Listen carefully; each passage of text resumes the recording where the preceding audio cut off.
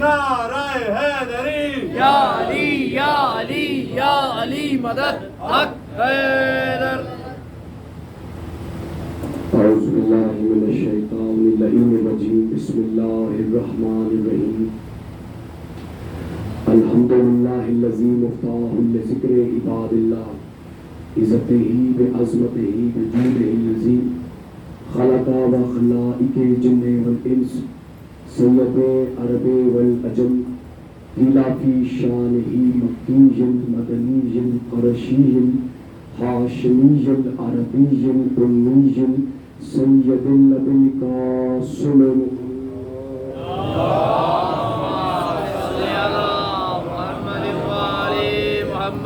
الصلاة والسلام على آلہ الطیبین الطاہرین المعصومین المظلومین علی لعنۃ اللہ علی اعدائہم اجمعین.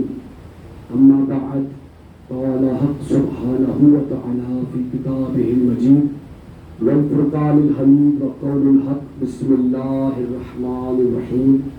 هو الذی بعث فی الأمیین رسولا منهم یتلو علیہم آیاتہ ویزکیہم ویعلمہم الکتاب والحکمہ. صلوات.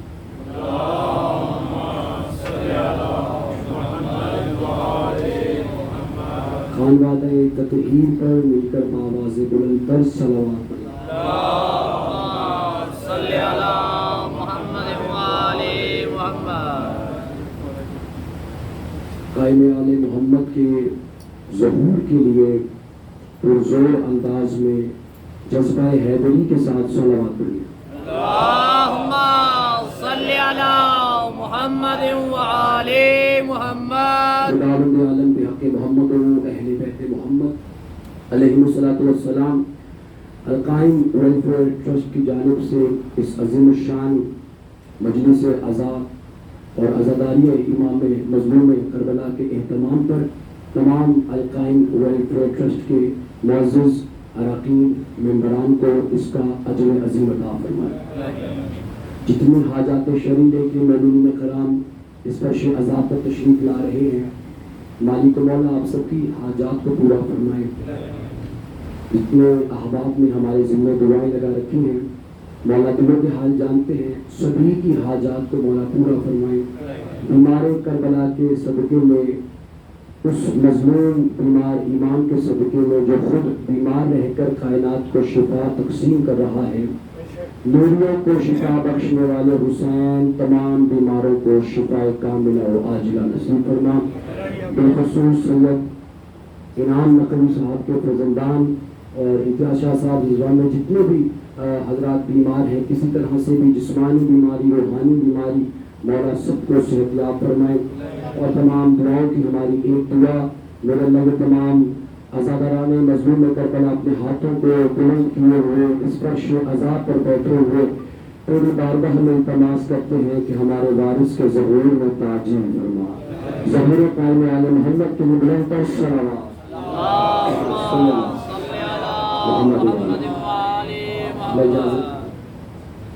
سامعین محترم، القائم ویلفیئر ٹرسٹ کی جانب سے اس عشرہ محرم کی یہ چوتھی تقریر جس سے خطاب کرنے کا شرف حاصل کر رہا ہوں، اور مسلسل ہمارے درمیان گفتگو ہمارے موضوع یعنی کہ مصباح الہدیٰ ہدایت کے چراغ کے عنوان پر ہو رہی ہے. روز بروز قبلہ ہم زینے طے کرتے چلے جا رہے ہیں اور بتدریج ہم ہدایت کے چراغ کے نور سے منور ہونے کی جستجو میں آیات قرآنی اور احادیث نبوی سے استدلال کر رہے ہیں.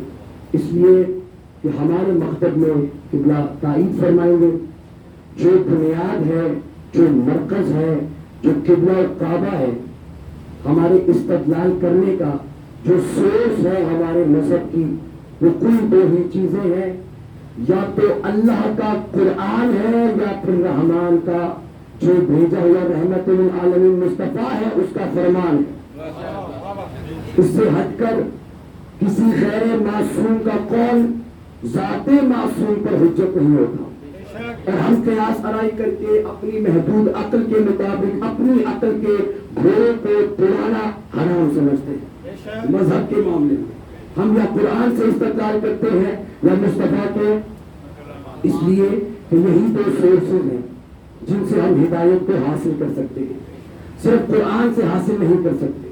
اگر صرف قرآن کافی ہوتا تو ہدایت کا سفر ادھورا رہ جاتا اور رہ گیا ان کے لیے جن کے لیے قرآن کافی تھا، اور جن کے لیے قرآن کافی نہیں تھا ان کا سفر باقی ہے، اس لیے کہ ان کا بقیت اللہ باقی ہے، ان کا سفر قائم ہے، اس لیے کہ ان کا قائم آل محمد قائم. عزیزان گرامی قدر، مصطفیٰ کے فرمان کے بغیر، میرے نبی کے قول کے بغیر یہ ہدایت کا سفر کبھی مکمل نہیں ہو سکتا. اگر ہو سکتا ہوتا تو جو عبادتوں کا آغاز ہو رہا ہے وہ ظاہر ہے کہ نماز سے ہو رہا ہے. ہدایت نہیں ہے، عبادت کرنی پڑے گی، عبادت کے لیے نماز پڑھنی پڑے گی. اب نماز پڑھنی ہے، مجھ جیسا طالب علم قرآن کو کھولتا ہے یہ سوچ کر کہ قرآن کافی ہے، تو اب قرآن کو کھولا، قرآن نے کہا آقیموا الصلاۃ، صلاۃ قائم کرو. اچھا صلاۃ کیا ہے میں نہیں جانتا تھا، میں نے لغت کا سہارا لیا. مصطفیٰ کا جب سہارا نہیں لوگے تو لغتوں کا سہارا لینا پڑے گا. لغت کا سہارا لیا، عربی کی کوئی بھی لغت کھولیے، قدیم سے قدیم کھولیے، اتنی فصیح و بلیغ زبان ہے عربی کہ ایک ایک لفظ کے کئی معنی ہوتے ہیں. تو اب صلاۃ کے معنی مجھے رحمت نظر آئے، کہیں پہ درود نظر آیا، کہیں پہ برکت نظر آئی، کہیں پہ سلام نظر آیا، کہیں پہ سلامتی نظر آئی. مجھے کون بتائے کہ صلاۃ سے مراد 2 رکعت فجر ہے، 4 رکعت ظہر ہے؟ کوئی رکعتیں بھی قرآن نے نہیں بتائی ہیں، پڑھنے کا طریقہ بھی نہیں بتایا ہے. تو پھر مجھے سہارا لینا پڑے گا اسی ذات اقدس کا کہ جس کے سہارے پر یہ کل کائنات قائم ہے. یعنی میرے پاک مولا، میرے وہ مولا جو مولا کائنات کے بھی مولا ہے. جب میں ان کے در پہ جاؤں گا تو پھر صلاۃ کا معنی واضح ہو جائے گا. یہ صلاۃ کیسے پڑھنی ہے؟ توجہ فرما رہے نا، کچھ منتقل ہو رہا ہے. یہ ہدایت کا سفر لینے کے لیے جو سورسز ہیں میں وہ بیان کر رہا ہوں. اس میں قرآن کافی، لیکن دعویٰ کیا ہے میں نے، اور دعویٰ دلیل مانگتا ہے. دلیل طلب کرنا سامعین کا حق ہے، دلیل کو پیش کرنا اہل منبر کا فرض ہے. لہذا میں نے دعویٰ کر دیا ہے، میں نے نماز کا ذکر کیا. اب اگر مجھے قرآن میں نظر آئے وآتوا الزکاۃ، زکات ادا کرو، میری لغت کھولی کہ زکات کے معنی پاک کرنا، یہی معنی ہے. یعنی لغوی معنی تو یہی ہے نا، جو شرعی معنی ہے وہ مصطفیٰ بتائیں گے. تو لغوی معنی میں نے دیکھے پاک کرنا. اچھا میں گیا، میں نے غسل کر کے آ گیا، زکات ادا ہو گئی. اگر صرف قرآن کافی ہے تو پھر ایسے ہی زکات ادا ہو جائے گی. مصطفیٰ بتائیں گے کہ مال کو پاک کرنا ہے. حج ادا کرو، زکات ادا کرو، صلاۃ ادا کرو، صلاۃ قائم کرو. اور یہ بھی بہرحال تدبر قرآن کی ایک منزل ہے کہ قرآن میں چونکہ ہمیں فکر کرنا ہے. میں پہلے بھی اس منبر سے عرض کر چکا ہوں کہ قرآن صرف ہماری تلاوتوں کے لیے نہیں بلکہ ہدایتوں کے لیے نازل ہوا. اللہ نے کہا ہدی للناس، یہ انسانوں کی ہدایت کے لیے نازل کیا گیا قرآن ہے. تو قرآن سے چونکہ ہم کو لینی ہے، کیا لینی ہدایت. تو غور کیجیے قرآن میں اللہ بھی یہی چاہتا ہے. اللہ کا شکوہ کر رہا ہے قرآن پڑھنے والے قارئین سے، یہ اللہ کا شکوہ ہے اور قرآن میں شکوہ ہے کہ تمہیں کیا ہو گیا ہے، تم اس قرآن میں غور کیوں نہیں کرتے، تم تفکر کیوں نہیں کرتے، تم تفکر کیوں نہیں کرتے، تم تغیر کیوں نہیں کرتے، تم کیوں گونگے بہرے اندھے بن کر ہماری آیتوں پہ گر پڑتے ہو. یہ قرآن نازل کیا گیا ہے اس لیے کہ اس میں نشانیاں ہیں ان کے لیے کہ جو عقل رکھتے ہیں، جو صاحبان عقل ہیں، جو صاحبان فکر ہے، ان کے لیے اس میں نشانیاں ہیں. تو کبھی غور تو کرو کہ آقیموا الصلاۃ جب اللہ نے کہا تو ساتھ ہی وآتوا الزکاۃ بھی کہا. اور متعدد مقامات پہ قرآن میں اللہ نے جہاں صلاۃ قائم کرنے کا کہا وہی ساتھ ہی، بس میں غور کریے خدا کی قسم، یہ تدبر قرآن کی ایک منزل ہے کہ جہاں صلاۃ قائم کرنے کا اللہ حکم دیتا ہے وہی ساتھ میں کہا ہے کہ زکات بھی ادا کرو. بھائی صلاۃ کے ساتھ زکات کیسے ادا ہو؟ کیونکہ صلاۃ تو دن میں 5 مرتبہ قائم کرنی، زکات تو سال میں 1 مرتبہ. مگر اللہ نے صلاۃ کے ساتھ زکات کا ذکر کر کے کسی کو بتانا چاہتا ہے، کسی کے بارے میں بتانا چاہتا ہے کہ کوئی ایسا بھی ہوگا جو صلاۃ میں زکات قائم کرے.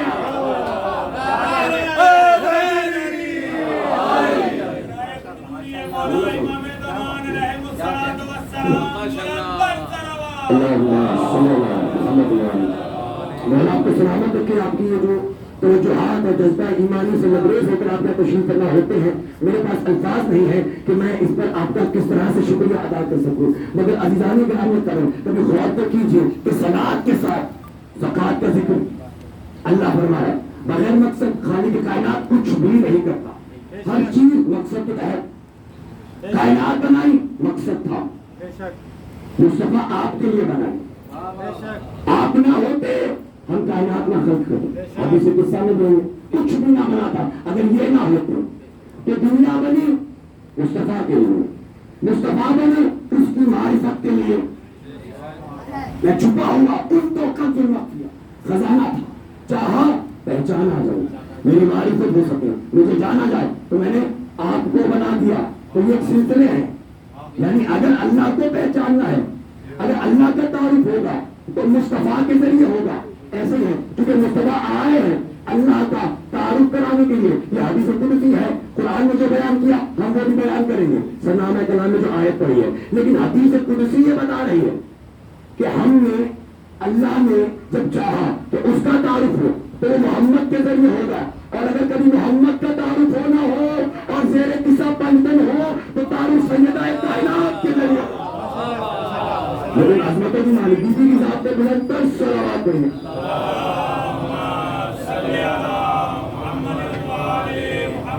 یہ سلسلے ہیں, یہ زینے ہیں, اور یہیں سے جو طے کرتے ہوئے ہمیں ہدایت کے چراغ تک پہنچنا ہے. عزیزان گرامی کا آیت تو سب کے لیے تھی, کل عالمین کے لیے اللہ نے یہ آیت نازل کی, صلاۃ کے ساتھ زکوٰۃ کا ذکر ادا کیا. مگر اس آیت کا جو مصداق بنا کل کائنات میں وہ حسین کا بابا علی. کسی نبی نے بھی صلاۃ میں زکوٰۃ نہیں, یہ علی ہیں وہ ادا کرتے ہیں. تو میں عرض کر رہا تھا کہ فرمان نبی کے بغیر ہدایت کا سفر نامکمل ہے. نہ صلاۃ سمجھ میں آئی, نہ زکوٰۃ سمجھ میں آئی. حج ادا کرو, حج صاحب استطاعت پہ ہے, ادا کرو, مگر حج کے لیے جب میں نے لغت کا سہارا لیا تو مجھے پتا چلا قصد کرنا, ارادہ کرنا, یہ ہے معنی کس کے, حج کے معنی یہی ہے. لغت میں دیکھ لیجیے گا کہ تعریف فرمائیں گے ارادہ کرو. اب میں نے ارادہ کیا 14 اگست ہے, میں جاؤں پتاخے پھوڑوں شادیانے بجاؤں, جو ہو رہا ہے کرو, ارادہ کر لیا, اب سمجھا میں کہ حج ہو گیا.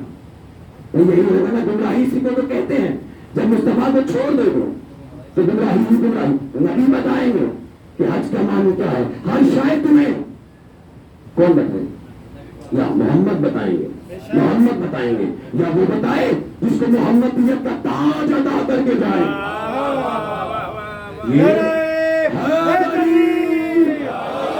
ابا میں شان رہے وہ آپ کو سلامت کرتے ہیں, یا وہ رسول بتائیں گے, مصطفیٰ بتائیں گے, یا جن کو تاج محمدیت عطا ہوا. اس لیے کہ یہ میرے نبی کی باسط پر, میرے نبی کی نبوت پر, میرے نبی کی رسالت پر اس سے بڑی کیا عظمت ہو سکتی ہے. میں فکرہ کہتا ہوں علم غیب اللہ جانے, اور کسے کہتے ہیں کہ ایک علی کو دیکھ کر, ایک فقط علی کو دیکھ کر اپنی 12 نسلوں کو محمدیت کا تاج عطا کر کے جا رہا ہے.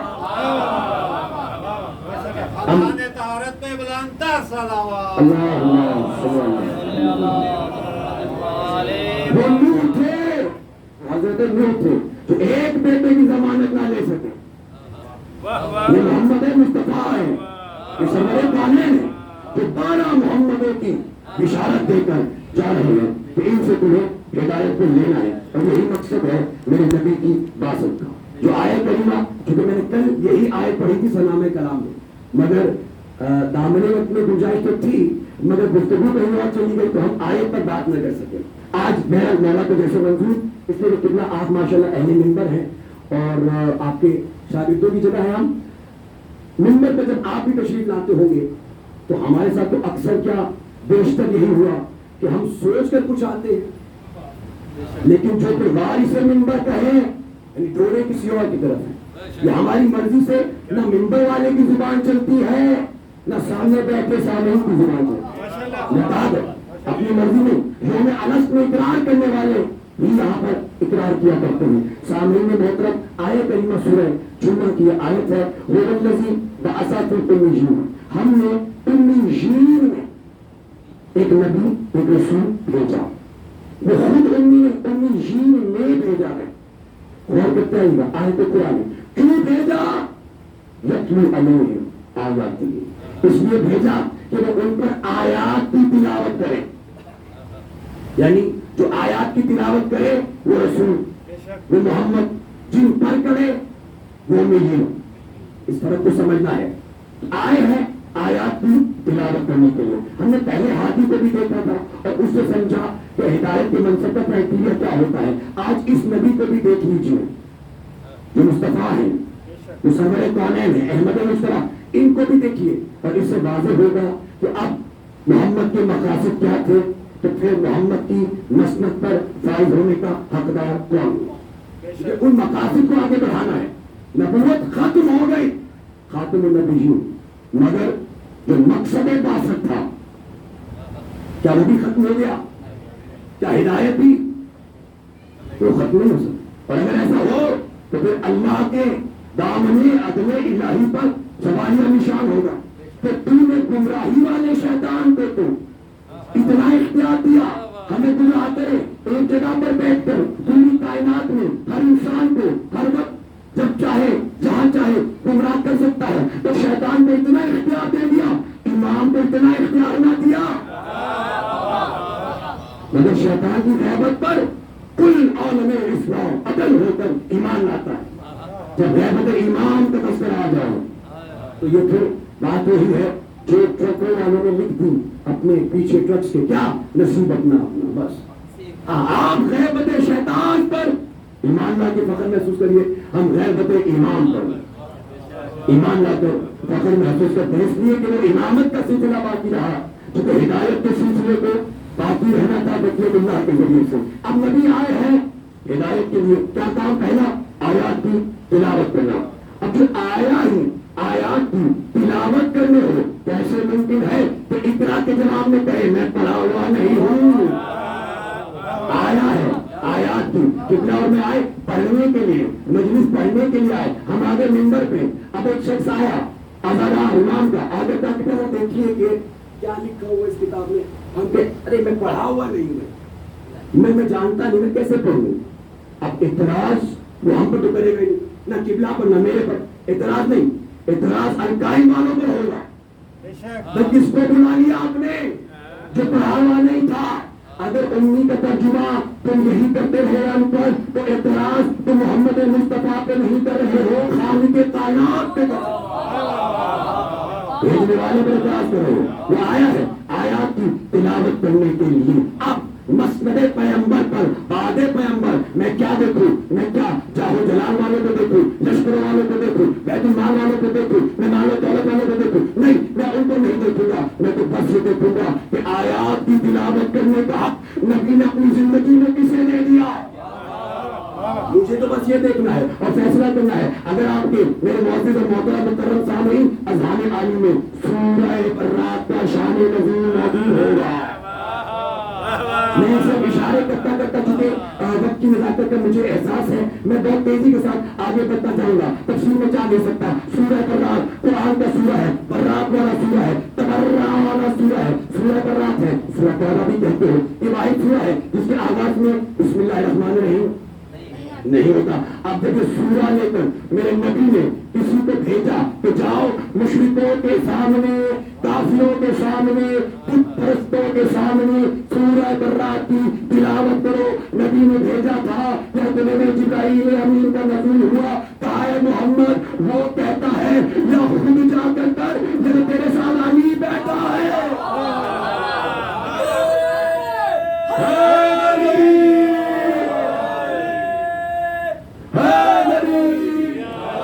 زبان کے ساتھ دل بولو علی مولا، علی مولا، علی مولا کو سلامت رکھو۔ یا خود جائیے یا حق ہے آیات کی تلاوت کرنے کا۔ جو آپ کے ساتھ بیٹھا آپ کا بھائی ہے، جو آپ جیسا ہے، نہ علی کسی اور کے بھائی کہتے رہیے علی اور وہ بھائی بھائی بھائی کہتے رہیے، نہیں، نہ علی کسی اور کے بھائی ہیں، نہ مصطفیٰ۔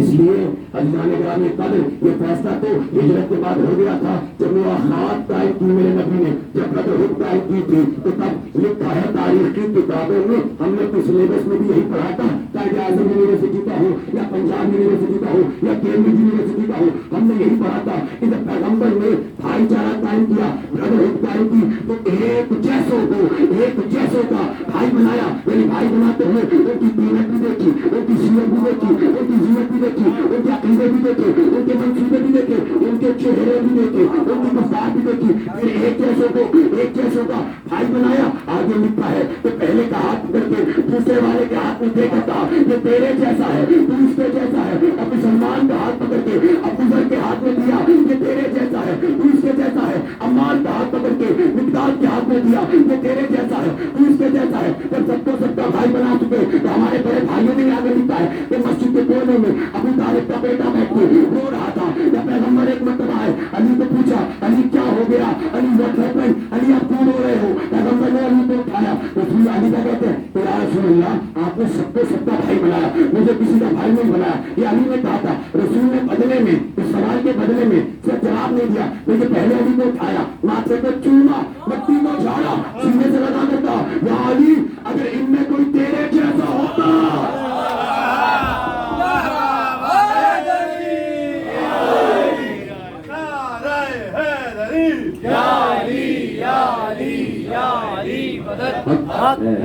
ہوتا تو میں تجھے اس کا بھائی بنا۔ یا علی انت مثلی، علی تو میرے جیسا، یا علی انت اخی فی الدنیا والآخرہ، یعنی جب تمام رشتے ختم ہو جائیں گے ان دو بھائیوں کا رشتہ آخر میں بھی قائم رہے گا۔ تو میرے جیسا جس کو محمد کہہ رہے ہیں، تو میرے جیسا، اس نے کبھی نہیں کہا محمد میرے جیسا۔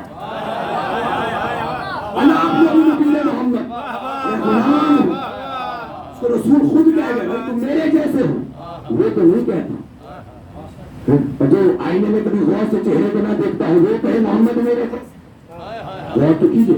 عزیزان گرامی یہ کرو، یہ بھائی ہے، انہیں کا رشتہ ہے، یا خود جائیے رسول نے بھائی کو بھائی، اور علی گئے راستے میں روکا ٹوکا، ہم جا کر تلاوت کریں، اور علی ہی کو حق تھا کہ سورہ برات کی، تو جن کو ایک سورت کا تلاوت کرنے کا حق اللہ نہ دے وہ کیسے بعد پیغمبر آیات کی تلاوت کریں گے؟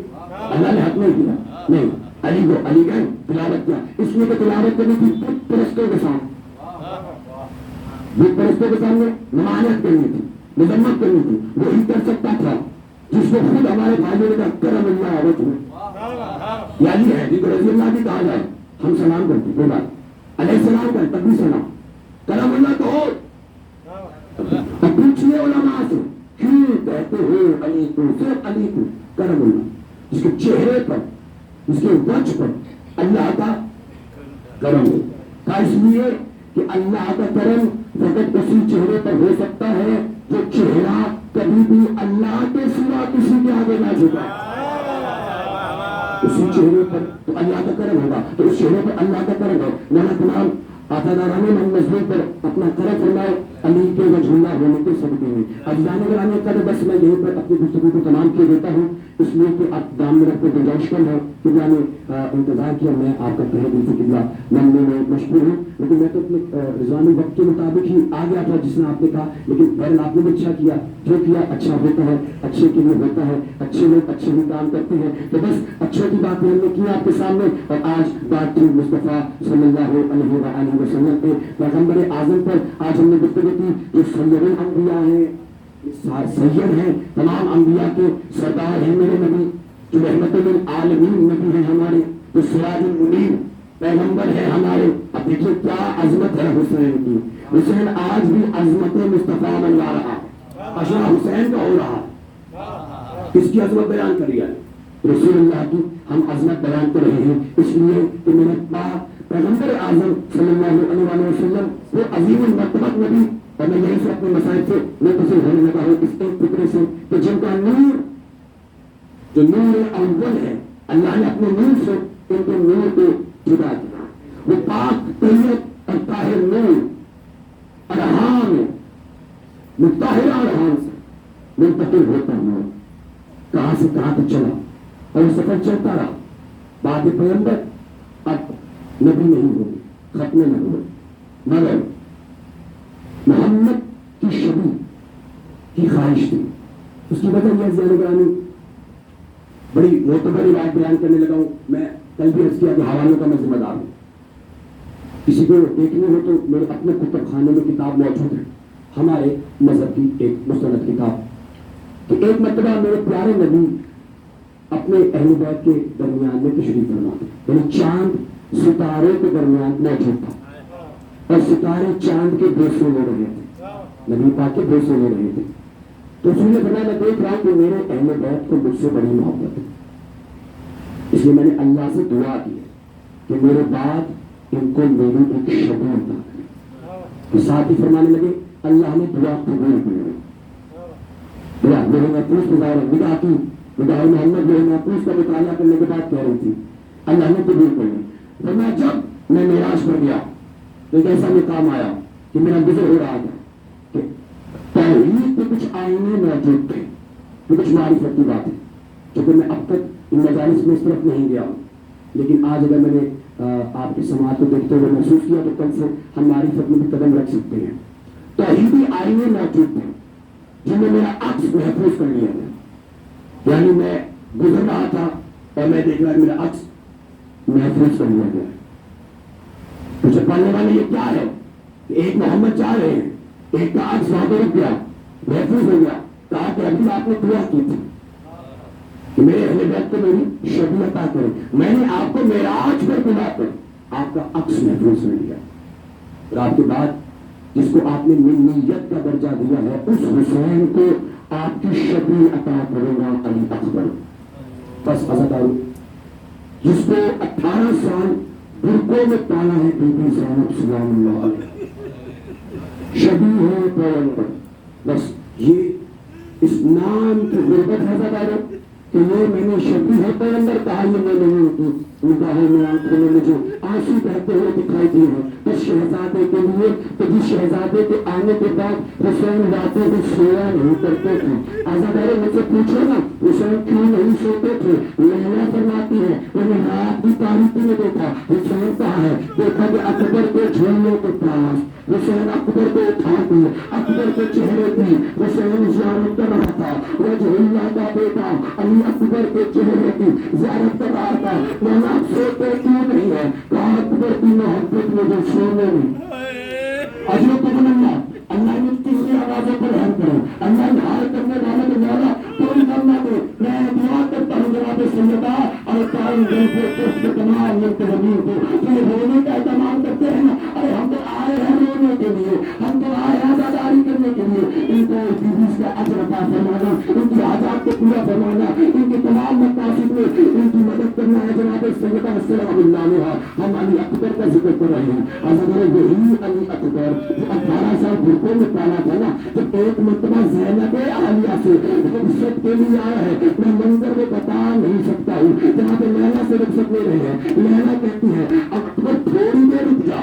ہاں یہ موت کی حسرت جو ہے میری مائیں بہنیں جو اوپر بیٹھی ہیں وہ اس حسرت کو سمجھ سکتی ہے. میں ان کے پردوں کی ضمانت لے کر یہ بات کہہ رہا ہوں. اکبر تھوڑی دیر رک جا. کہا کہ اماں کیا بروز محشر تو سیدہ فاطمہ زہرا کے سامنے کیسے پیش ہوگی, کیسے کہے گی کہ جب وقت ایسا آ گیا تھا, پھر اشوک دور آ گیا تھا, حسین تو قتل ہو گئے, میں نے اکبر بچا لیا. نہیں اماں مجھے جانا ہے, بابا پر قربان ہونا ہے. بابا سے اجازت لے رہے ہیں اکبر. بس ایک منٹ کی گفتگو میری اور ہے. آنسوؤں کی بھی خود جناب سیدہ سے مانگ لینا. اللہ اپنے آنسوؤں کو جناب سیدہ کے رومال کی زینت کرنا نصیب فرمائے. عزادارو میں یہ تو نہیں جانتا کہ میرا خون رونے والا امام کس مومن کے ساتھ بیٹھا ہے, مگر کیا جانتا ہوں امام فرماتے ہیں میں آخر میں کہیں بیٹھا ہوتا ہوں. ذرا جوتیاں اتار دو. غریب امام نے فرما ہے ہماری ماں بہنوں میں آج جناب سیدہ فاطمہ زہرا بھی تشریف لائی ہے, آج جناب زینب بھی پوچھا لینے کے لیے ہے نا. آج کون بھی علی اکبر کا پوچھا لینے کے لیے ہے. عزادارو امام مظلوم حسین رخصت کرتے ہوئے کہتے ہیں اکبر اگر تیرا کوئی میرے جیسا بیٹا ہوتا, اگر تیرا بھی کوئی بیٹا ہوتا جیسے اب تو میرا بیٹا ہے تو میں تجھ سے پوچھتا کہ کیوں اجازت دے نہیں رہے. عزادارو بس علی اکبر روانہ ہوئے. حسین کہتے تھے اکبر بڑی حسرت کے ساتھ غریب نے کہا اکبر جب تک فوج کے درمیان نہ پہنچا نا بس مجھے مڑ مڑ کے دیکھتے رہنا. مجھے اپنے چہرے کی زیارت کرتے رہنا. یہ ایسا چہرہ نہ لگاؤ کہ جب شہداء کے سروں کو قلم کر کے نیزوں پہ بلند کر کے حلب کے شہر میں لائے ہیں نا, تو ایک عیسائی عورت تھی جو مسلسل چہرہ علی اکبر کی طرف, اکبر کے کٹے ہوئے سر کی طرف دیکھ رہی تھی. ماں لیلا نے کہا, ماں کو بڑی حسرت ہوتی ہے کہیں بیٹے کو نظر نہ لگ جائے, اے عورت کیوں دیکھ رہی ہے؟ کہا میں بس چہرے کو دیکھ کر یہ کہہ رہی تھی کہ کاش اس کے مرنے سے پہلے اس کی ماں مر. اجرت اللہ, اجرت ماتم کرتے ہیں نا, ماتم جن کے نظر میں ماتم حرام نہیں ہے, اکبر کی شہادت کرے. بولا مجھے معاف کر دینا اگر آپ کسی عزادار پہ دل لکھتا ہے. بس عزادار اکبر روانہ ہوئے, گھوڑے پر سوار ہوئے. حسین نے بازو تھاما اکبر کا, حسین نے اکبر کو اس کے گھوڑے پر سوار کیا. اکبر روانہ ہوئے تیزی کے ساتھ. اکبر لشکر یزید میں جا رہے تھے. میں پیچھے دیکھا کہ میرا بابا بھی آ رہا ہے. حسین ساتھ ساتھ اکبر کے پیچھے آ رہے تھے. میں ایک مرتبہ زیادہ ہوں 9 لاکھ مہینوں میں حسین نے علی اکبر پر چاروں طرف سے حملہ کرنا شروع کیا. اکبر گھوڑے سے گرا, گھوڑے سے گرنا تھا. حسین شہید حسین بوڑھا باپ جوان بیٹے کی لاش پر پہنچا, لاش پہ پہنچا. اکبر کا ہاتھ سینے پر ہے, 18 برس کا بیٹا ہے. اکبر کیا ہوا؟ کہا میرا قاتل کہتا تھا سنتا ہوں حسین بڑا صابر ہے, اس نے پرچی ماری ہے مگر بھائی نہیں نکالا. حسین کا اچھا میرے صبر کا امتحان ہے. گھٹنے پہ زمین پر دیکھا, ایک ہاتھ اکبر کے سینے پر, ایک ہاتھ میں پرچی. حسین ماری, اب جو پرچی نکلی ہے اس میں صرف پھل نہیں اکبر کا کلیجہ.